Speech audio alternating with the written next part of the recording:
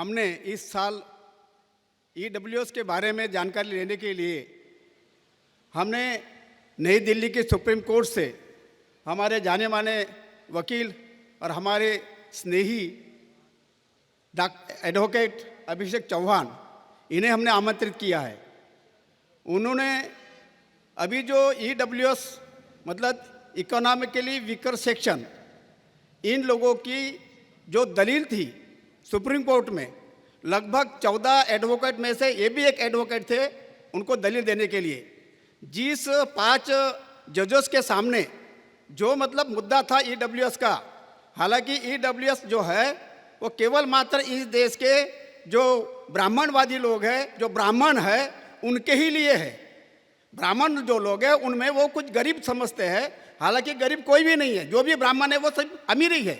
लेकिन वो कहते हैं कि ब्राह्मणों में भी गरीब है, तो वो गरीब लोगों के लिए उन्होंने संसद में ईडब्ल्यूएस का मुद्दा ला करके पास कर दिया था। तो हमको ये लगा कि हमें ये जो ईडब्ल्यूएस, हालांकि जब सुप्रीम कोर्ट ये कहता है कि कोई भी रिजर्वेशन या प्रतिनिधित्व या आरक्षण ये अगर 50% के ऊपर नहीं देना चाहिए, ऐसा अगर ओपिनियन बनाया है सुप्रीम कोर्ट का, तो 50% के ऊपर में कैसा जाएगा? क्योंकि 49.50%, 49.50% अभी हमारे एससी, एसटी और ओबीसी को मिल रहा है। एससी को 15%, 7.5% एसटी को और 27% ओबीसी को, जो मंडल कमीशन के द्वारा जो लागू हुआ था, जो 52% यहाँ की पॉपुलेशन है। तो उनके लिए जो 27% आया था, उसकी टोटल जो ये होता है वो होता है 49.5%। तो इतना उनको देना था। ये सुप्रीम कोर्ट ने मतलब एक ऑर्डर दे दिया है, एक उन्होंने ऑर्डर पारित किया है। तो हमारे कहना है कि जब 49.5 अगर हमें आरक्षण मिला है, हालांकि वो नहीं भरा गया है, वो बताएंगे, मैं ये आपको नहीं बताऊंगा, लेकिन वो अगर 49.5% अगर आरक्षण हमें अगर ये 3 कैटेगरी के लोगों को दिया है, और सुप्रीम कोर्ट करता है कि 50% के ऊपर में नहीं देना चाहिए, जबकि संविधान ये कहता है, बाबा साहब ने जो संविधान लिखा हमारे लिए, वो संविधान कहता है कि जिसकी जितनी भागीदारी उसकी उतनी हिस्सेदारी, मतलब उतना प्रतिशत होना चाहिए। अगर हम 15% है शेड्यूल कास्ट के लोग, अगर हम शेड्यूल ट्राइब के 7.5% है, अगर ओबीसी के यहाँ पर 52% है, 52% है, तो हमारा ये जो हक बनता है 80% तक, मतलब 80, और हमारे और भी हमारे जो कोई तबके हैं उन तबकों का बना करके लगभग हम 90% तक जाते हैं। तो 90% तक हमारे लोगों को आरक्षण मिलना चाहिए, लेकिन सुप्रीम कोर्ट ने उसको बैन लगा दिया कि 50% के ऊपर में जाएगा नहीं। अगर ये बात 50% के ऊपर जाना नहीं ऐसा अगर है, तो 10% जो अभी ईडब्ल्यूएस के नाम पर दिया जो ब्राह्मणों के लिए, वो कैसा, मतलब 60% हो गया। जिस सुप्रीम कोर्टों ने ये कहा कि 50% के ऊपर अगर आरक्षण नहीं देना चाहिए, अगर ऐसा है, तो 50% के बाद में 10% ये मतलब 60% का है।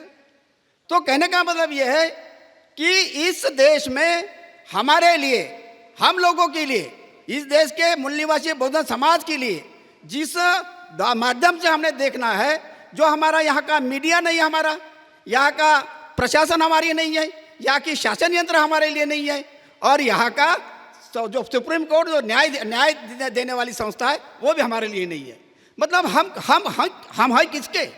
तो ये कहने का मतलब है कि ईडब्ल्यूएस के बारे में जब लोकसभा में ये बिल पारित हो गया, तो हमने एक दलील डाली सुप्रीम कोर्ट में, उसमें एडवोकेट को हमने वहाँ पे किया था, और उन्होंने वहाँ पे अपनी बाजू वहाँ पे बहुत सारी रखी है। लगभग वो जो ईडब्ल्यूएस के ऊपर में लगभग 4 दिन तक बहस चली। वो बहस में ये भी ये वकील थे, इसलिए आपको वो अपनी भाषा में समझाएंगे। वो एक तो दिल्ली में रहते हैं, एक तो फॉरेन से पढ़कर आए हुए हैं, ना तो आपको मराठी में समझाएंगे ना तो कोई भाषा में, लेकिन हिंदी या इंग्लिश में ही वो बोल सकते हैं। परंतु हमने उनको रिक्वेस्ट करी है कि वो आप हिंदी में बात करिए, और जितनी भी सिंपल भाषा हो सकती है हिंदी की, वो लैंग्वेज इस्तेमाल करेंगे। और इस दृष्टि से आपको समझना है, लगभग वो काफ़ी आपको जानकारी देंगे, क्योंकि जिस ब्राह्मणों ने हमारे साथ चालाकी की है, जिस ब्राह्मणों ने हमारे साथ गद्दारी करी है, जिस ब्राह्मण बाबा साहब खुद कहते हैं कि इस देश से ब्राह्मणवाद को समूल नष्ट करो, अपरूट द ब्राह्मणिज्म।